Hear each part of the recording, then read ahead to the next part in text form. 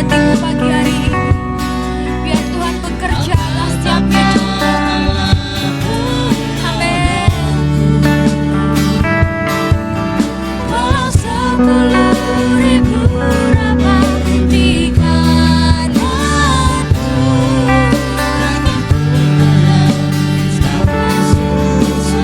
lebih lagi katakan, walau 1000 rapat di sisiku, Kau Allah penolong hidup kami,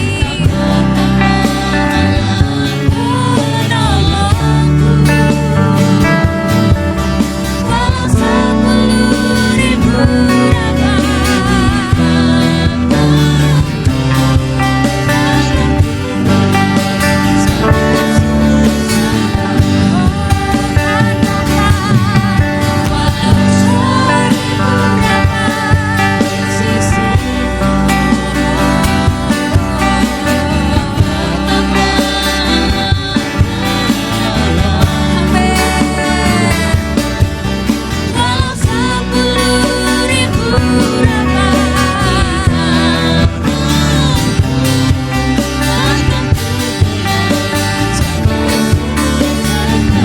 dengan hatiku katakan, walau 1000 rapat di sisiku, Kau penolong kami Tuhan.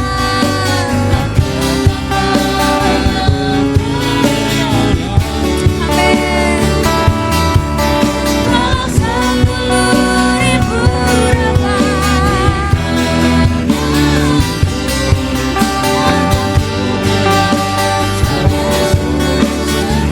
takkan kami goyah,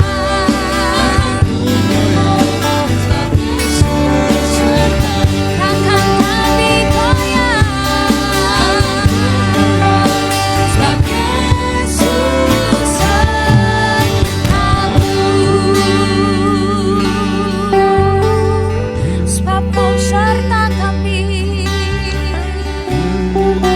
Kau menolong kami yang ajaib Yesus.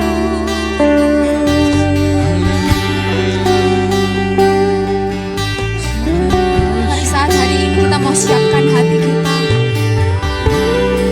Kita mau beri pujian penyembahan yang terbaik bagi Tuhan kita yang hidup. Mari kesempatan yang sudah Tuhan beri saat hari ini, mari kita manfaatkan dengan baik waktu ini untuk datang dalam hadirat Tuhan, untuk merasakan hadirat Tuhan saat hari ini. Terima kasih Yesus. Kami percaya Tuhan, Kau penuhi kami Tuhan dengan setiap hadirat-Mu Tuhan. Kami mau buka hati kami Yesus. Kau mau terima lawatan yang baru Tuhan saat hari ini Yesus. Kau bekerja penuh untuk setiap ibadah kami saat hari ini Bapa. Kau penuhi kami dengan Roh Kudus-Mu Yesus. Kami percaya Tuhan, Kau lawat kami Tuhan pulang dari tempat ini Yesus, membawa kelegaan yang baru, membawa sukacita surga yang baru. Sebab kami percaya kami punya Allah yang hidup, Allah yang luar biasa, Allah yang akan bekerja penuh saat hari ini dalam hati kami Bapa. Kami siap Tuhan untuk puji sembah Engkau saat hari ini Yesus. Glory bagi nama-Mu Tuhan. Mari saat ini siapkan hatimu. Kita mau lebih lagi datang dalam hadirat Tuhan. Buka setiap hatimu, biar Roh Kudus penuhi engkau saat hari ini. Terima kasih Yesus. Haleluya Tuhan. Glory Yesus.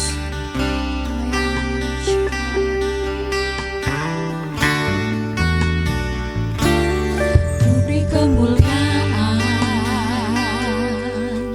dan hormat, ku angkat suara pujian, ku agungkan. Mari nyanyikan dengan setiap hatimu. Beri kemuliaan Amin. dan hormat, Ku angkat suara pujian, ku agungkan nama-Mu, sebab Kau besar, perbuatan-Mu ajaib. tiada seperti Engkau.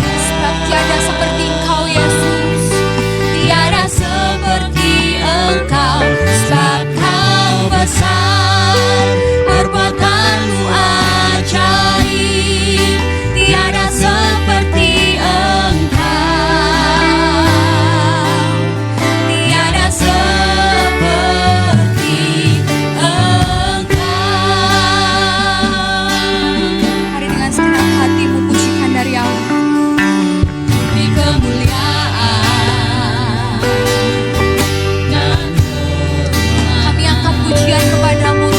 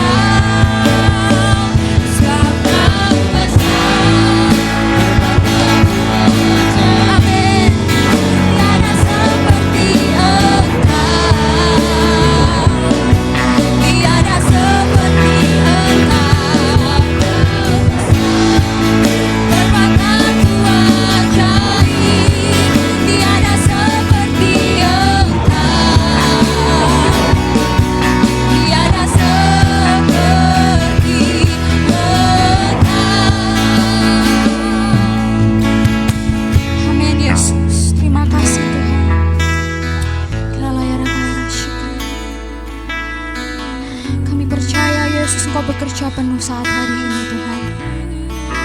Layar syikna ya layar apa. Sebab Kau besar, perbuatanmu ajaib. Tiada seperti Engkau. Mari kita nyanyikan dengan setiap hatimu. Tiada seperti Engkau, sebab Kau besar. Amin. Perbuatanmu ajaib. Tiada seperti Engkau. Tiada seperti Engkau. Lebih lagi katakan, sebab Kau besar. Amin. Kau bekerja Tuhan. Kau bekerja atas setiap hidup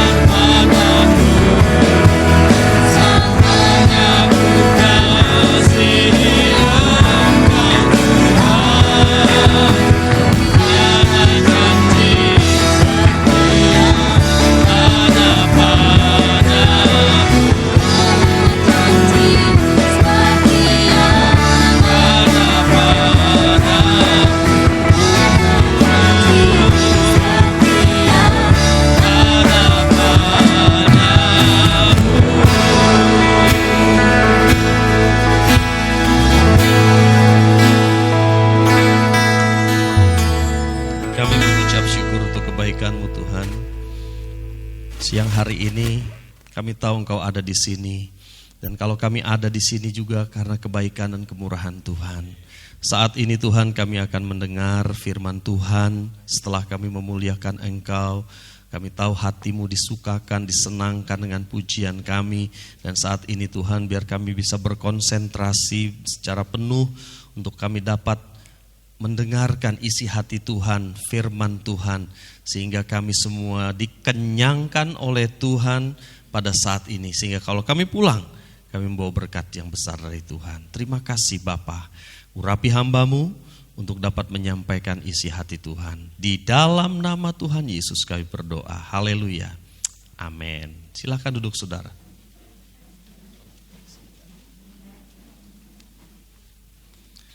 Shalom saudara. Ya, puji Tuhan. Bapak Ibu saudara yang dikasihi Tuhan, pada saat ini saya ingin bicara tentang hidup kekal. Jika beberapa waktu yang lalu kita bicara tentang dosa, ya, sekarang kita bicara tentang hidup yang kekal. Ada beberapa poin, saudara, yang ingin saya sampaikan pada saat ini. Yang pertama, mari kita lihat yang pertama, ya, yaitu hidup selamanya bukan berarti memiliki hidup yang kekal. Hidup selama-lamanya itu bukan berarti punya hidup yang kekal, ya.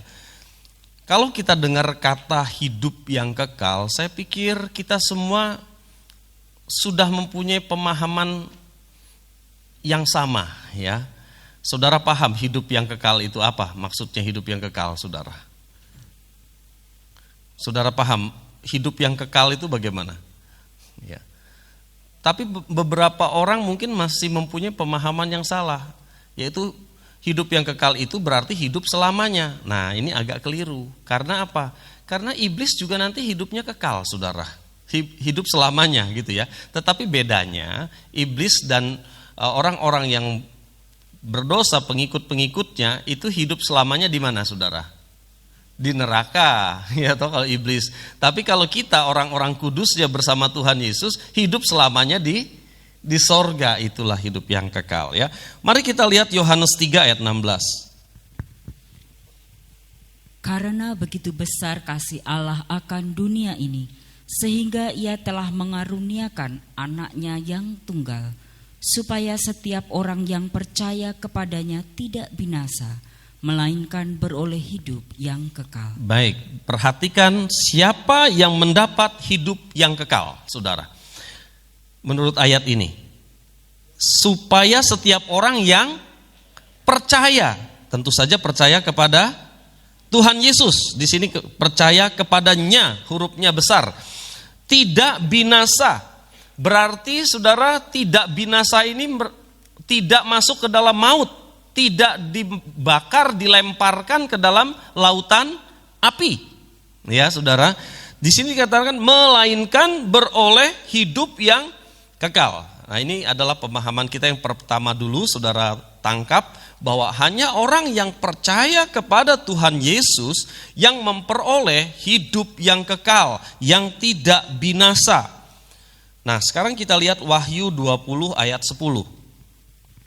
Dan iblis yang menyesatkan mereka dilemparkan ke dalam lautan api dan belerang, yaitu tempat binatang dan nabi palsu itu, dan mereka disiksa siang malam sampai selama-lamanya. Mereka disiksa siang malam sampai selama-lamanya. Jadi sebenarnya mereka juga hidup yang kekal, ya. Hanya pengertiannya berbeda, saudara. Dalam Yohanes 3:16, hidup yang kekal di sana dimaksudkan bersama dengan Tuhan. Ya, saudara. Nanti kita akan lanjut lagi. Bersama dengan Tuhan di mana? Di sorga, itu yang hidup yang kekal, ya. Iblis juga kekal, tetapi di neraka. Jadi yang dimaksud hidup yang kekal itu bukan hanya sekedar hidup selama-lamanya, tapi di mana kita ada, ya. Nanti satu saat kita ada di mana, ya. Oleh karena itu kita mau lihat Wahyu 20 ayat 14. Lalu maut dan kerajaan maut itu dilemparkanlah ke dalam lautan api. Itulah kematian yang kedua. lautan api. Baik, sekarang ini dia yang ingin saya sampaikan. Hidup kekal di sini berarti tidak mengalami kematian ini saudara kedua ya saudara ya. Hidup kekal berarti kita tidak mengalami kematian kedua. Kematian pertama kita adalah mati secara jasmani ya. Semua orang kita pasti akan mati kecuali nanti sampai Tuhan datang, Tuhan bilang akan diubah dalam sekejap mata. Tetapi pada umumnya kita semua akan mati. Itu kematian pertama. Dan Tuhan berkata bahwa kita yang percaya kepada Tuhan Yesus tidak mengalami kematian kedua. Itulah hidup yang kekal, saudara. Tidak mengalami kematian kedua, tidak binasa, tidak dilemparkan ke dalam lautan api. Itulah saudara dan saya. Amin. Saudaraku yang dikasihi Tuhan, kita sebagai orang yang percaya menurut Yohanes 3:16 tadi ya, kita tidak keluar dari konteksnya. 3:16 tadi Yohanes katakan bahwa siapa yang percaya tidak binasa, melainkan beroleh hidup yang kekal. Nah, hidup yang kekal ini berarti tidak mengalami kematian kedua. Apa maksudnya kematian yang kedua? Kematian yang kedua adalah selama-lamanya di lautan api. Sesuai Wahyu di dalam Wahyu 20 ayat 14 yang baru saja kita baca ini. Mereka dilemparkan ke dalam lautan api. Itulah kematian yang kedua. Kalau kita ada bersama dengan Tuhan di sorga, kita nggak mengalami kematian kedua. Amin, saudara. Nanti kita akan lihat syaratnya apa supaya kita tetap ada di dalam Kristus, tidak masuk ke dalam kematian yang kedua. Sekarang hal yang kedua. Hidup yang kekal berarti memiliki hidup yang seharusnya. Nah, ini kata seharusnya ini harusnya tanda kutip ya. Apa maksudnya? Mari kita lihat Lukas 15 ayat 32. Kita patut bersukacita dan bergembira karena adikmu telah mati dan menjadi hidup kembali. Ia telah hilang dan didapat kembali. Terima kasih. Saudara, ini adalah cerita tentang anak yang terhilang. Kita tahu ceritanya secara singkat ya, bahwa ada seorang bapak punya dua anak, si sulung dan si bungsu. Kemudian si bungsu itu semaunya sendiri. Dia minta warisan, setelah dia dapat warisannya, dia dapat uangnya, dia pergi tinggalkan bapaknya. Ya, seharusnya warisan itu didapat setelah orang tua meninggal. Pada umumnya begitu ya, saudara ya. Tetapi si anak ini minta duluan warisannya dan dia pergi berfoya-foya ya, pesta, menghabiskan uang itu. Nah, apa yang terjadi setelah uang itu habis? Makan pun dia tidak bisa. Teman-temannya yang tadinya banyak meninggalkan dia. Akhirnya yang dia ingat siapa, saudara? Bapaknya. Dia pulang. Bapaknya nerima? Ya, dalam cerita itu bapaknya menerima dia dengan sukacita. Dan ini yang dikatakannya. Kita patut bersukacita dan bergembira. Nah, ini dia. Karena adikmu telah mati. Perhatikan kata mati di situ. Dan ada kata hidup, ya. Dan menjadi hidup kembali. Saudara, apakah si bungsu itu mati, saudara? Terus hidup lagi? Bukan dalam pengertian mati gak bernafas, saudara. Yang dimaksud dia mati, dia pergi, saudara. Dia pergi, hilang, saudara. Demikian juga anak-anak Tuhan, saudaraku yang dikasihi Tuhan. Kalau kita terhilang dari Tuhan, kita disebut mati, saudara. Mati rohani kita. Tapi syukur kepada Tuhan, si bungsu ini dia kembali kepada bapaknya. Dan bapaknya dia mengatakan di situ, karena adikmu telah mati dan menjadi apa, saudara? Hidup kembali. Mempunyai pengertian. Mungkin saudara juga dulu gitu. Mungkin saudara lahir Kristen, sekolah minggu, tapi begitu pemuda hilang, ya. karena pengaruh teman-teman dan sebagainya. Saudara hilang ke gereja, nggak gagas orang tua dan sebagainya. Mungkin seperti itu saudara, seperti anak yang terhilang. Alkitab katakan dulu kita mati karena kita jauh dari Tuhan. Tetapi kemudian ketika kita mengalami kesukaran hidup, Tuhan izinkan kita kembali kepada Tuhan. Maka kita yang dulu mati sekarang hidup. Ini yang Tuhan Yesus katakan ya. Terus kemudian saudara, hidup yang kekal berarti memiliki hidup yang seharusnya. Maksudnya seharusnya itu bagaimana saudara ya. Jadi anaknya yang bungsu ini saudara dikatakan mati karena dia tidak hidup sebagaimana seharusnya. Seharusnya dia ada dengan bapaknya, tidak menghambur-hamburkan uang warisan. Itu kan seharusnya. Itu sebabnya si bungsu ini hidup menghambur-hamburkan uang, tidak hidup sebagaimana seharusnya. Mari kita lihat Yohanes 10, 27 sampai 29. Domba-dombaku mendengarkan suaraku, dan aku mengenal mereka, dan mereka mengikut aku. Dan aku memberikan hidup yang kekal kepada mereka, dan mereka pasti tidak akan binasa sampai selama-lamanya. Dan seorang pun tidak akan merebut mereka dari tanganku. Bapakku yang memberikan mereka kepadaku lebih besar daripada siapapun, dan seorang pun tidak dapat merebut mereka dari tangan Bapa. Terima kasih. Ayat 28-29 saudara perhatikan, ada 2 kali kata merebut. Ya. Yang pertama Tuhan bilang di sini bahwa tidak ada seorang pun yang bisa merebut dari tangannya Tuhan Yesus. Yang kedua, ayat 29 dikatakan enggak ada seorang pun yang bisa merebut dari tangan Bapa. Ya, betul ya, saudara. Nah, Saudara harus paham bahwa ini bukan mempunyai satu pengertian bahwa jika kita percaya kepada Yesus, maka kita benar ya, ada dalam tangan Tuhan ya, benar. Dan tidak bisa lagi ada keluar dari tangan Tuhan. Jangan berpendapat bahwa begitu percaya kepada Yesus, sudah nggak mungkin lagi kita kehilangan keselamatan. Kenapa? Karena ayat 27 itu adalah syarat kalau saudara perhatikan. Jadi ada satu pendapat bahwa sekali kamu selamat, kamu pasti selamat walaupun kamu hidup dalam dosa. Kenapa? Karena kamu ada dalam tangan Bapa. Ini ada satu pendapat begitu. Tetapi gereja kita tidak sependapat dengan itu, saudara. Karena ada syaratnya, yaitu ayat 27. Dikatakan, domba-dombaku mendengarkan suaraku. Dan aku mengenal mereka dan mereka mengikut aku. Kemudian ayat 28, dan aku memberikan hidup yang kekal kepada mereka. Ada 2 syarat. Yang pertama mendengar suara Tuhan, kemudian mengikut Tuhan.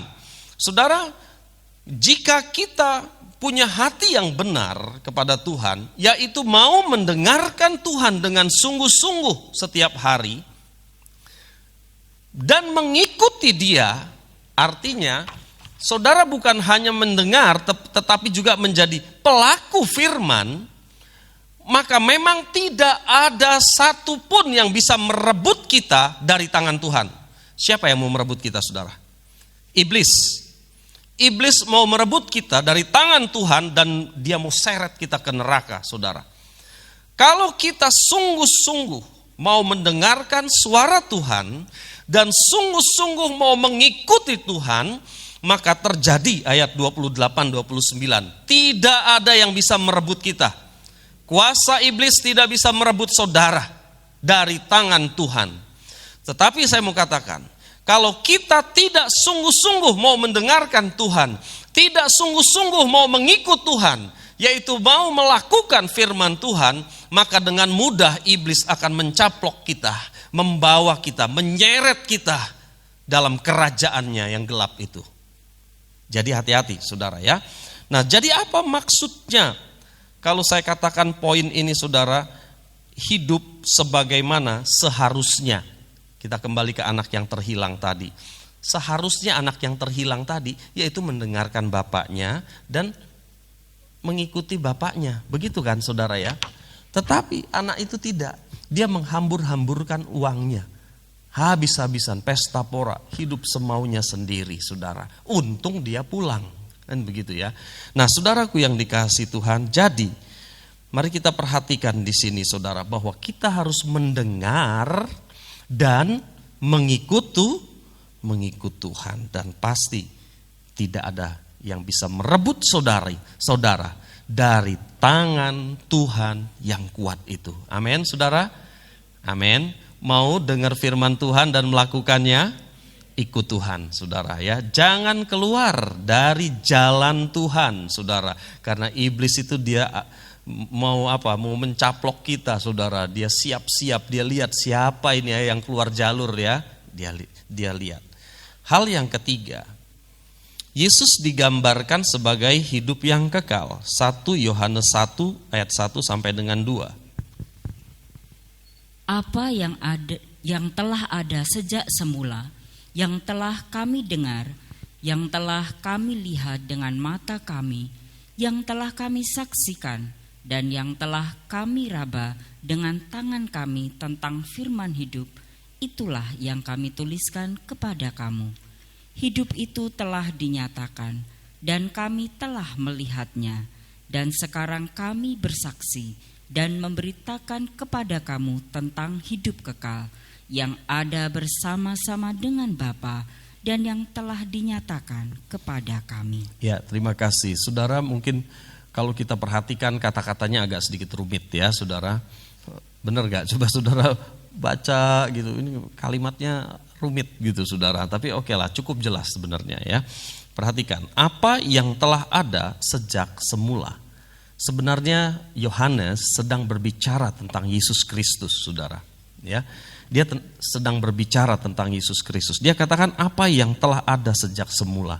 Yesus sudah ada sejak semula. Kalau saudara perhatikan kejadian itu, kitab Kejadian pasal 1 ayat 1, pada mulanya Allah menciptakan langit dan bumi ya saudara. Allah di situ pakai bahasa Ibrani, dia pakai kata-kata Elohim.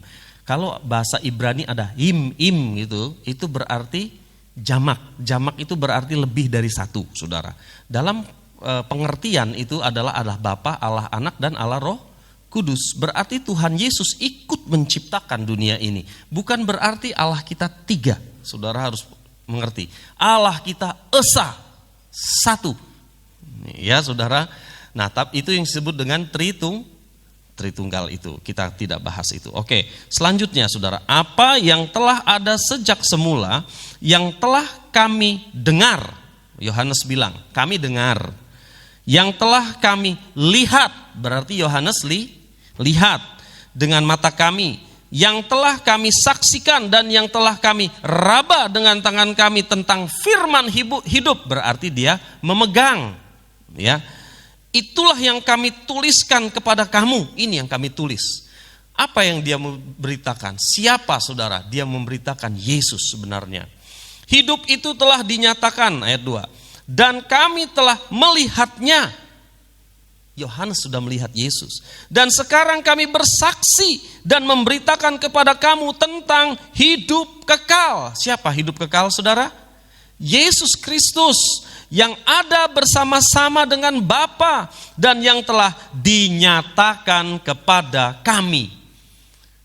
Yesus sudah dinyatakan kepada rasul-rasul saudara ya pada waktu itu. Itu sebabnya Yohanes menulis ini. Perhatikan kata-kata. Ada dengar, ada lihat, ada raba. Berarti Yesus nyata.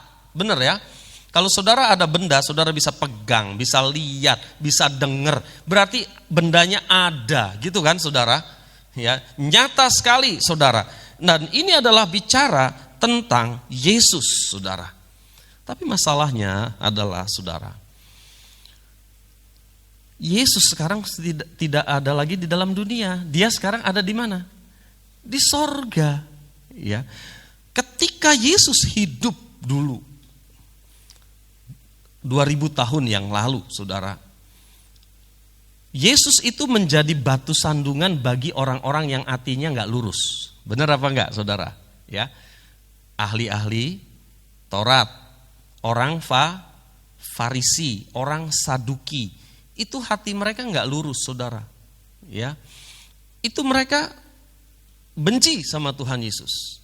Tetapi, saudara, bagi masyarakat Yahudi umumnya, saudara, Tuhan Yesus itu jadi berkat nggak? Jadi berkat nggak hidupnya, saudara? Jadi berkat, ya.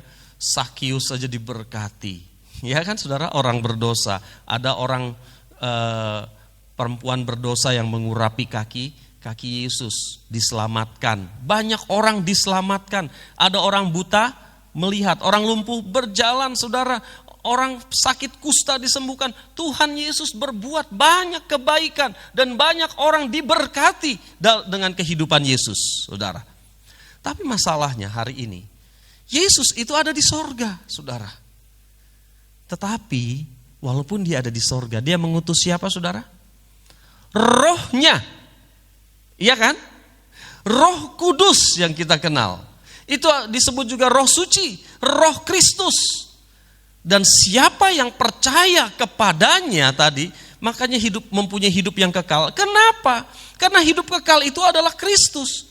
Dan kenapa dikatakan yang percaya kepadanya memperoleh hidup yang kekal? Karena ketika kita percaya kepada Tuhan Yesus, Rohnya itu tinggal dalam hati kita. Amin, saudara. Itu sebabnya kita juga memiliki hidup yang kekal. Paham ya, saudara? Nah, saudara yang dikasihi Tuhan, sekarang kita akan masuk ke poin yang keempat.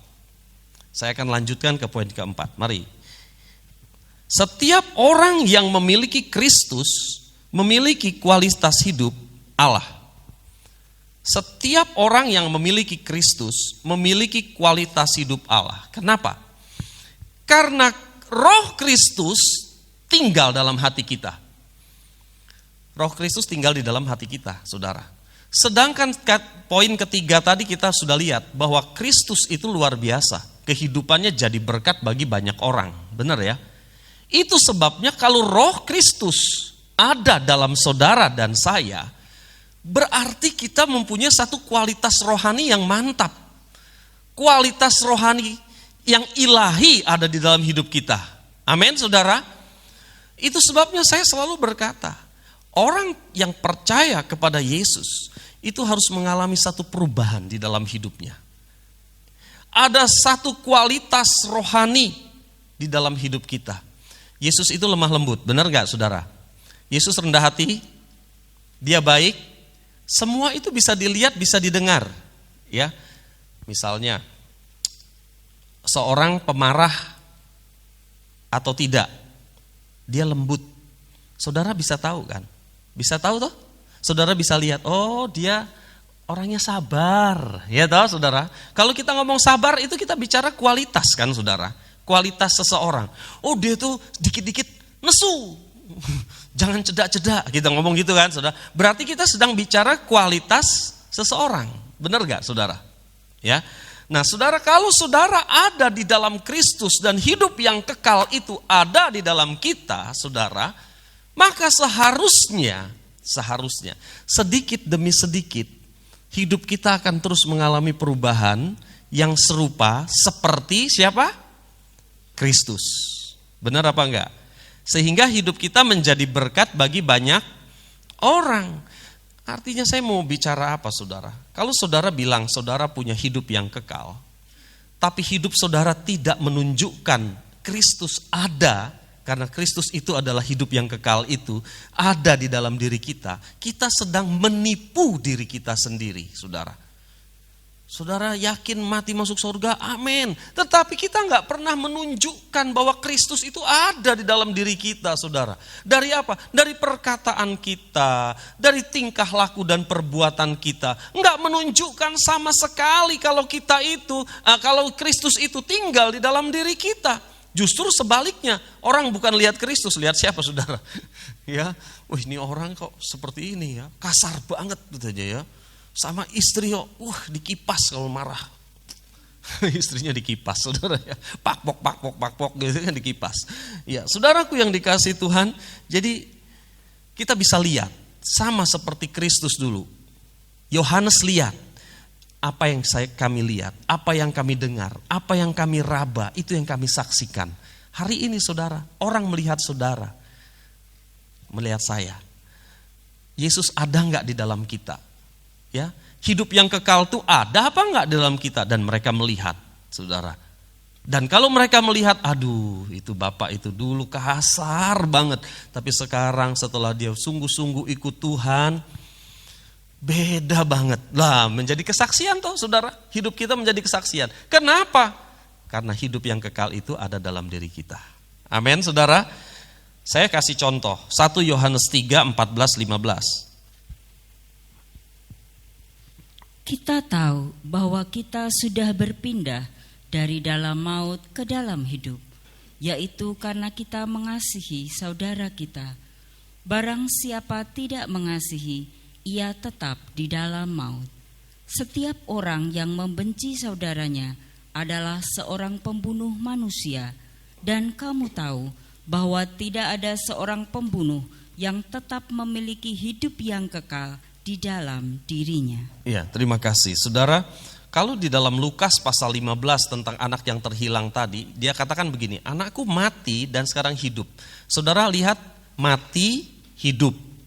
Ya, tetapi di dalam ayat ini dikatakan maut dan hidup. Betul ya saudara ya? Kita tahu bahwa kita sudah berpindah dari dalam maut ke dalam hidup. Nah, pengertian maut di situ sama mati itu sama, saudara. Ya, jadi ini mempunyai pengertian yang sama. Ya, dulu mati, sekarang hidup katanya. Nah, ini dia katakan berpindah dari dalam maut kepada hidup, saudara. Hidup ini adalah hidup yang kekal, ya, saudara. Nah, di sini ada satu contoh yang dikatakan firman Tuhan. Yaitu karena kita mengasihi saudara kita. Kita kalau mengasihi saudara kita, hidup di dalam kasih, ini kan hukum kasih ya saudara. Dikatakan bahwa kita itu sudah pindah dari kerajaan maut kepada kerajaan yang hidup yang kekal. Dulu kita mati, sekarang kita hidup. Kalau kita mengasihi. Kemudian dikatakan ayat 15 saudara. Setiap orang yang membenci saudaranya adalah seorang apa dikatakan? Pembunuh manusia. Dan kamu tahu bahwa tidak ada seorang pembunuh yang tetap memiliki hidup yang kekal di dalam dirinya. Jadi Tuhan mau menyamakan saudara antara pembenci dan pembunuh. Di hadapan Tuhan itu sama. Walaupun mungkin pengadilan dunia bicara berbeda. Kalau saudara bunuh orang hukumannya berat. Iya kan? Tapi kalau saudara membenci orang, saudara belum tentu masuk penjara. Iya enggak saudara? Ya. Tapi kalau membunuh masuk penjara. Saudara yang dikasihi Tuhan di hadapan Tuhan sama membunuh dan membenci di hadapan Tuhan. Ya. Tuhan bilang kalau kamu enggak mengasihi saudaramu, kamu membenci saudaramu, maka sebenarnya kamu itu masih ada di dalam maut. Katanya ya, kamu nggak memiliki hidup yang kekal. Ini firman Tuhan, saudara. Itu sebabnya hari ini sebelum kita mengadakan perjamuan kudus, saudara, marilah kita bereskan semua. Seperti khotbah saya beberapa waktu yang lalu, saudara ya, kita harus bereskan kepada Tuhan, tapi juga bereskan kepada sesama manusia. Kalau ada ganti rugi harus diganti rugi. Yang selanjutnya kita harus bertobat dengan sungguh-sungguh ya. Nah, saudaraku yang dikasihi Tuhan, jadi kita harus mempunyai kualitas ilahi. Karena apa? Karena Kristus hidup di dalam diri kita. Kalau tidak ada kualitas ilahi, orang mempertanyakan, ngomongnya tok Kristen, tapi perbuatannya, perkataannya tidak ada perubahan sama sekali, ya, Saudara. Nah, saudara yang dikasihi Tuhan, apa itu kualitas Kristus? Ya, Galatia 5, 22, 23 ya. Tetapi buah roh ialah kasih, sukacita, damai sejahtera, kesabaran, kemurahan, kebaikan, kesetiaan, kelemah lembutan, penguasaan diri. Tidak ada hukum yang menentang hal-hal itu. Ya, jadi ini bicara tentang buah roh. Buah roh ini adalah kualitas hidup orang Kristen, saudara. Ya, jadi kalau saudara melihat orang Kristen yang tadi saya bilang sedikit-sedikit marah, nesu, ora trimo dan sebagainya, saudara ya.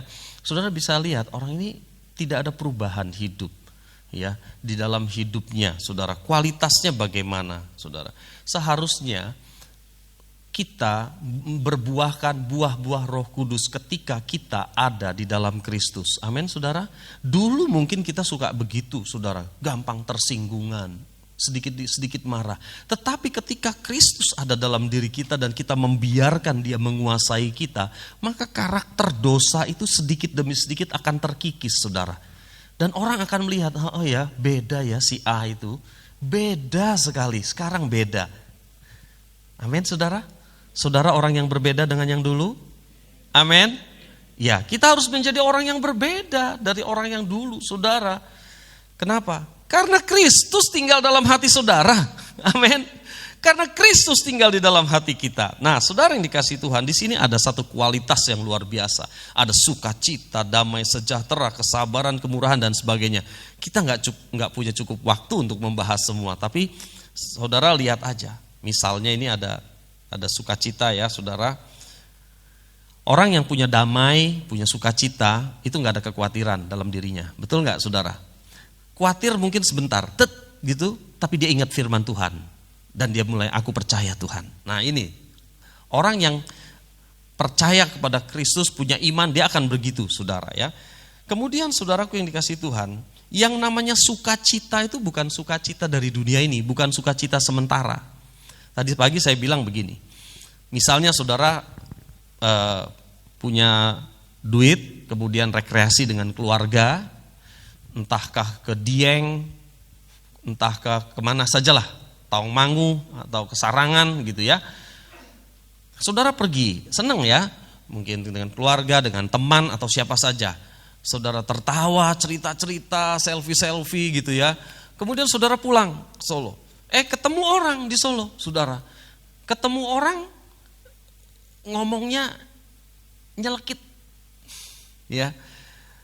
Maka semua sukacita kita itu yang tadinya habis rekreasi itu, saudara, itu rasanya hilang semuanya. Yang ada anyel. Pernah nggak ngerasain seperti itu, saudara? Pernah gak ngerasain seperti itu, saudara? Lagi seneng-senengnya, pokoknya wah seneng gitu. Tahu-tahu kecentok satu orang, ngomongnya kasar, ngomongnya nyelekit lagi. Aduh, akhirnya sukacita kita yang dari pagi sampai siang itu hilang semuanya. Pernah ya? Saudara yang dikasih Tuhan, kita harus belajar. Itu sukacita dunia. Itu damai dari dunia, saudara. Karena sukacita sebagai buah roh itu adalah sukacita dari sorga. Damai sejahtera yang dari sorga itu, saudara, itu tidak dipengaruhi oleh keadaan. Saya mau akhiri dengan satu ilustrasi. Saudara mungkin pernah mendengar seorang penginjil besar namanya John Wesley. Ya. Dia adalah pendiri gereja Metodis, saudara. Tapi sebelum dia menjadi pendeta, saudara, suatu hari dia pergi dari Inggris ke Amerika, naik kapal. Pesawat terbang belum ada zaman itu. Di laut, di samudra raya itu, samudra Atlantik, saudara, itu ada badai.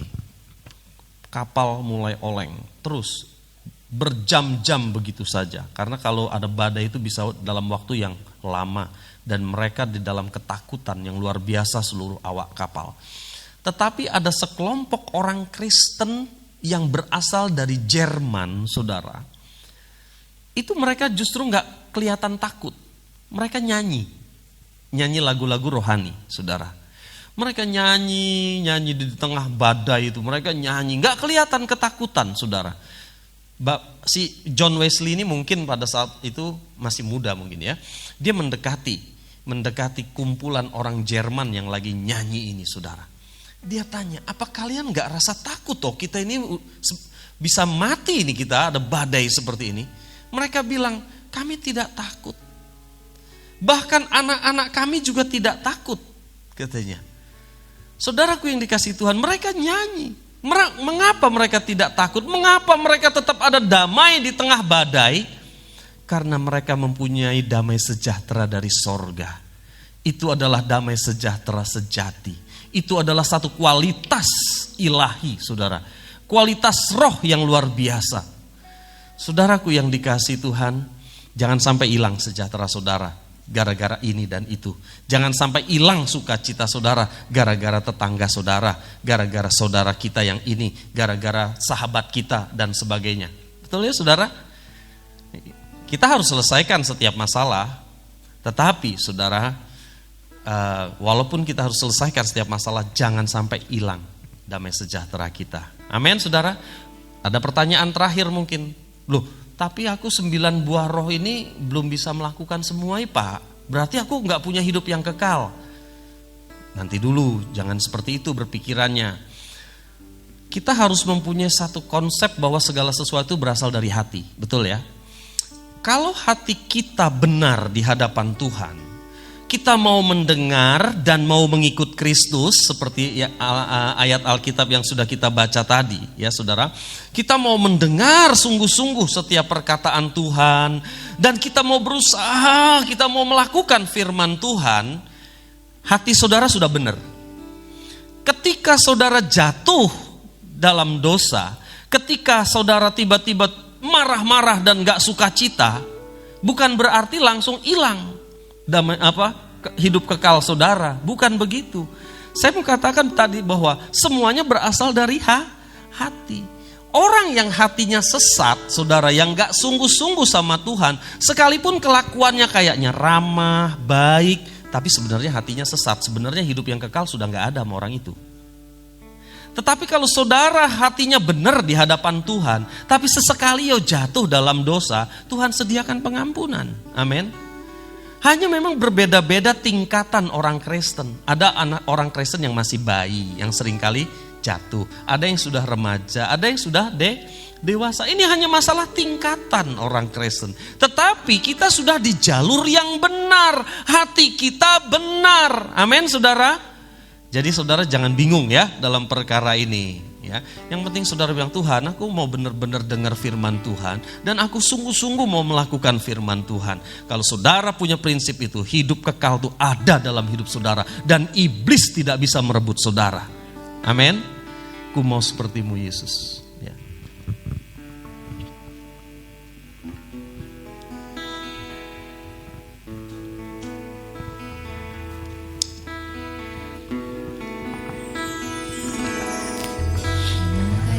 Bencana siap dibentuk, demikian hidupku di tanganmu.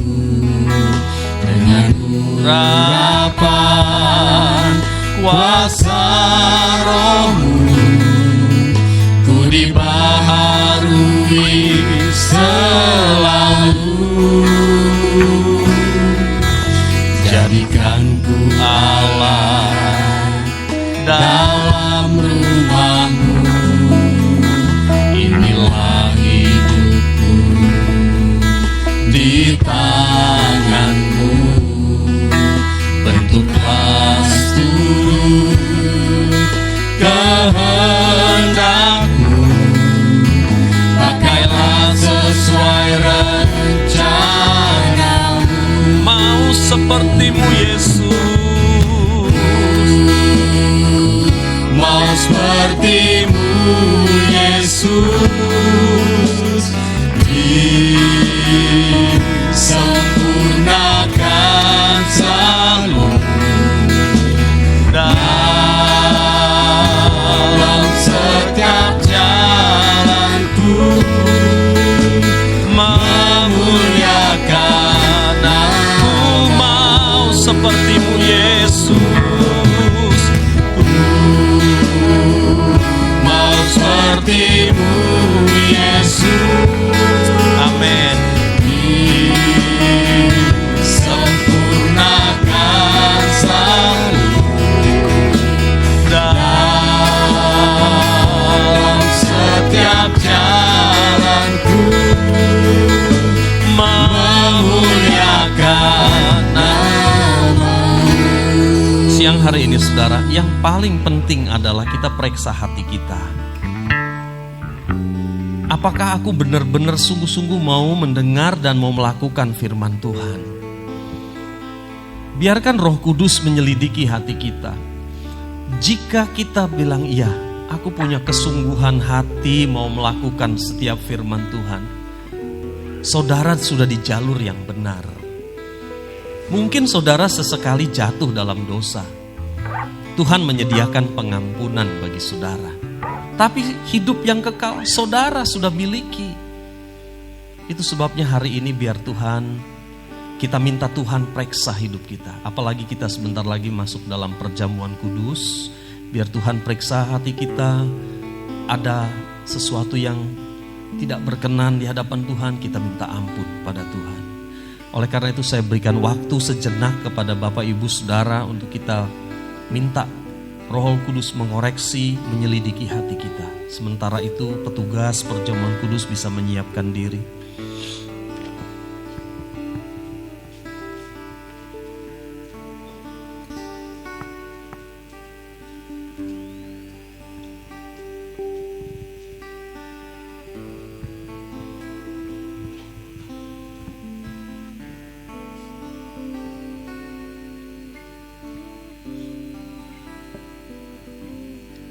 Saya persilahkan Bapak Sumardi untuk berdoa.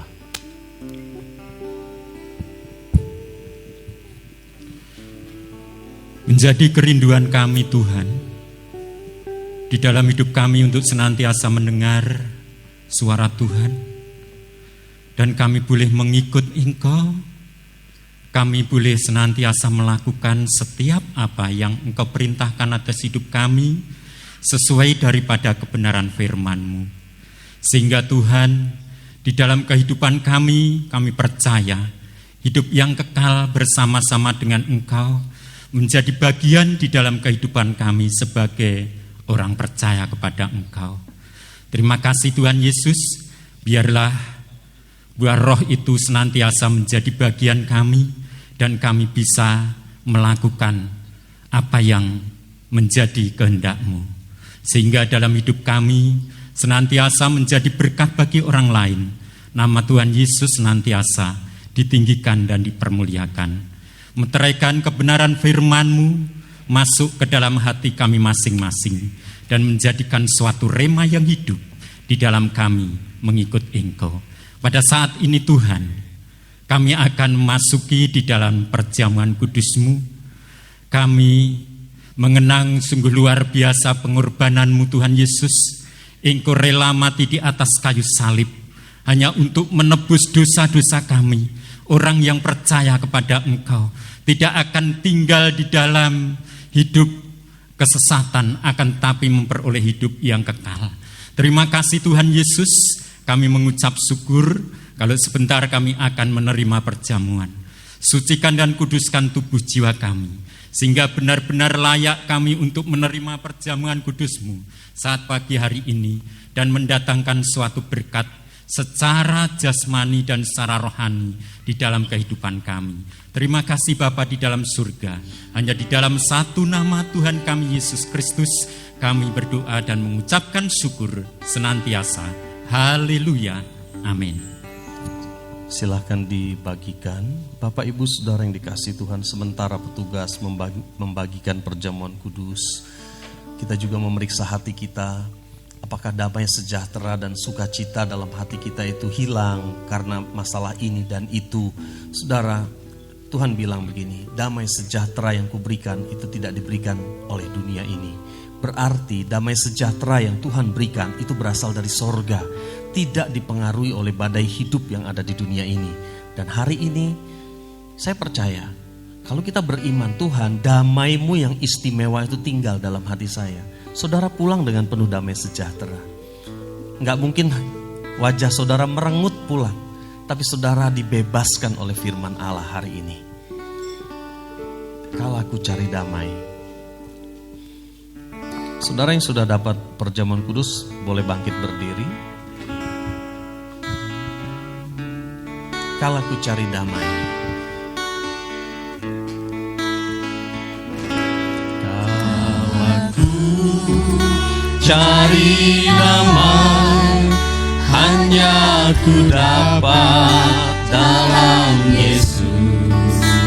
Kalau ku cari ketenangan, hanya ku temui di dalam Yesus. Tak satu pun dapat menghiburku, tak seorang pun dapat menolongku. Hanya Yesus jawaban hidup. Lagi dari pertama katakan, kalau aku cari damai, kalau ku cari damai, hanya ku dapat dalam Yesus. Kalau ku cari ketenangan, hanya ku temui di dalam Yesus. Tak satu pun dapat menghiburku, oh tak seorang pun dapat menolong. hanya Yesus, Hanya Yesus jawaban hidup. bersama Dia. Hatiku damai walau dalam lembah kekelaman. Bersama Dia hatiku tenang walau hidup penuh tantangan. Tak satu pun dapat menghibur, Tak seorang pun dapat menolong. hanya Yesus. Amin. Jawaban hidup Bersama Dia. Oh amin. walau dalam lembah kekelaman. Bersama Dia hatiku tenang Walau hidup tantangan, tak satu pun dapat menghibur, tidak seorang pun dapat menolong. Hanya Yesus jawaban hidup. Saudara, saya percaya perjamuan kudus hari ini akan menjadi berkat bagi kita. Kalau saudara datang hari ini mungkin punya masalah dan damai sejahtera saudara hilang. Saya percaya hati saudara akan dipenuhi dengan damai sejahtera. Percayalah bahwa perjamuan kudus hari ini mendatangkan berkat bagi kita. Amin, saudara. Kita nyanyi lagu ini berulang kali, saudara resapi bahwa Tuhan Yesus itu baik. Kalau aku cari damai, Cari damai, hanya ku dapat dalam Yesus. Aku cari ketenangan, hanya ku temui di dalam Yesus. Tak satu pun dapat menghiburku, tak seorang pun dapat menolongku. Hanya Yesus jawaban hidup.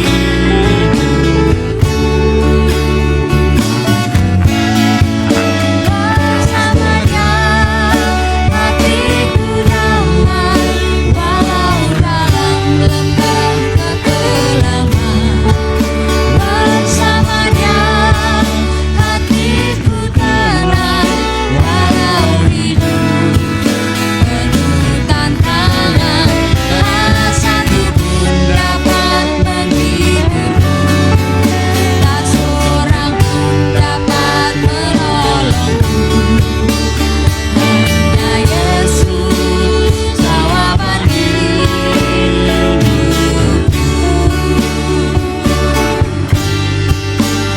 Hanya Yesus jawaban. sekali lagi, hanya Yesus jawaban hidupku. Hanya Yesus jawaban hidup.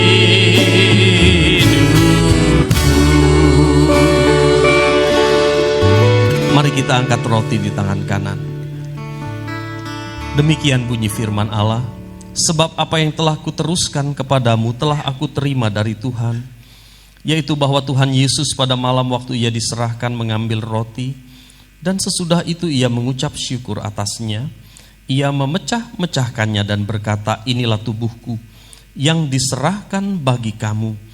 Perbuatlah ini menjadi peringatan akan aku. Kita makan dengan iman dalam nama Tuhan Yesus. Makanlah.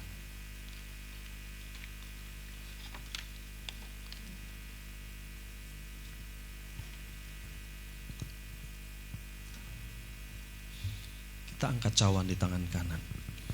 Kita punya iman bahwa cawan ini adalah cawan berkat, bukan cawan murka Allah, bukan cawan kutuk, tapi karena pengorbanannya di atas kayu salib, maka cawan ini adalah cawan berkat bagi kita. Demikian juga ia mengambil cawan sesudah makan lalu berkata, cawan ini adalah perjanjian baru yang dimeteraikan oleh darahku. Perbuatlah ini setiap kali kamu meminumnya menjadi peringatan akan aku. Dalam nama Tuhan Yesus, minumlah. Mari kita mengucapkan syukur kepada Tuhan dengan suara terdengar. Ucapkan syukur apa yang sudah Tuhan lakukan dalam hidup kita. Ucapkan syukur kepada Tuhan apa yang sedang Dia lakukan kepada saudara. Dan ucapkan syukur apa yang akan Dia lakukan. Dia akan melakukan hal-hal yang indah, perkara yang luar biasa, perkara ajaib Dia akan kerjakan di dalam hidup kita. Mari kita mengucap syukur kepada Tuhan. Terima kasih Tuhan. Haleluya. Kau yang pulihkan, Kami tinggikan, kau sumber pertolongan, kami agungkan Engkau Tuhan. kuasamu yang Kau ajaib Tuhan. Kau ajaib, Kau ajaib. Terima kasih, terima kasih buat apa yang Kau sudah perbuat, yang sedang Kau perbuat, dan yang akan Kau perbuat adalah dahsyat, adalah luar biasa bagi kami Tuhan. Kau Allah yang Haleluya. Allah yang tak pernah meninggalkan kami. Yesus, Yesus, Yesus namamu. Haleluya. Nama yang penuh kuasa. Selamanya. Terima kasih Tuhan Yesus. Terima kasih Tuhan Yesus. Haleluya. Sungguh ajaib, sungguh ajaib Engkau Tuhan.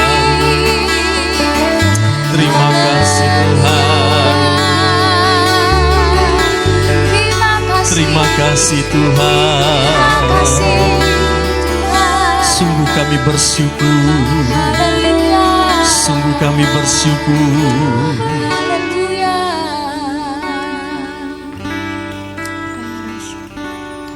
Bersama Dia hatiku damai, walau dalam lembah kekelaman. Amin. Amin. Kami percaya Tuhan. Amin. Kami percaya Tuhan. Penuh tantangan, Tak satu pun dapat menghibur, tak seorang pun dapat menolong. Hanya Yesus. Yes. Sekali lagi refnya. Bersama Dia hatiku damai Tuhan. Bersama Dia hatiku damai, walau dalam lembah kekelaman. Bersama Dia hatiku tenang, walau hidup penuh tantangan, tak satu pun dapat menghiburku, tak seorang pun dapat menolongku. Hanya Yesus jawaban hidup. Oh, hanya Yesus, Yesus jawaban hidup. Sekali lagi dengan mantap, hanya Yesus, Hanya Yesus jawaban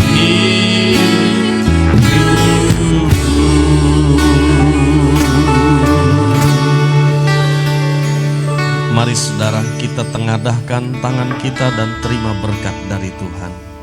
Kiranya Engkau memberkati kami dengan berlimpah-limpah. Kau perluas daerah kami. Kiranya tangan-Mu yang kuat menyertai kami dan melindungi kami daripada malapetaka, sehingga kesakitan tidak menimpa hidup kami. Saudaraku yang dikasihi Tuhan, pulanglah sekarang dengan membawa berkat yang besar dari Allah Bapa, Allah Anak dan Allah Roh Kudus yang senantiasa menyertai kita, membimbing kita dan memimpin kita dari kemenangan kepada kemenangan mulai hari ini sampai selama-lamanya. Di dalam nama Tuhan Yesus Kristus kami terima seluruh berkat Allah sepanjang minggu ini. Haleluya. Amin. Silakan duduk saudara.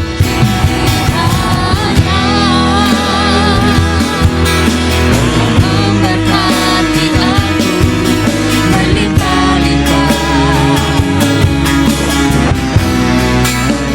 dan memenuhi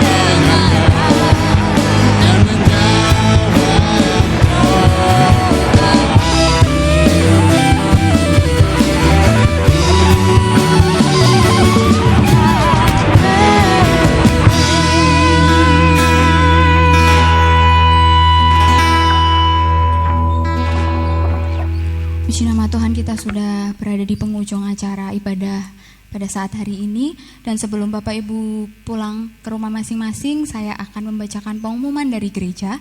Untuk pengumuman yang pertama, ibadah tatap muka atau offline akan diadakan sebanyak 3 kali setiap hari Minggu pada jam 6:30 pagi, jam 9 pagi, dan jam 5 sore. Untuk ibadah tatap muka boleh dihadiri oleh semua jemaat yang benar-benar sehat dan berusia di atas 12 tahun dan di bawah 70 tahun.